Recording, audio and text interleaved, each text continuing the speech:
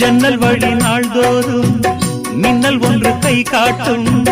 அம்மம்மா என்னைத்தான் ஆசைகளில் நீராட்டும். எனக்கும் உனக்கும் இருக்கும் நெருக்கம், இளமை தொடங்கி முதுமை வரைக்கும். இரவும் பகலும் உறவை வளர்க்கும், இடையில் இருக்கும் தடையை தகர்க்கும்.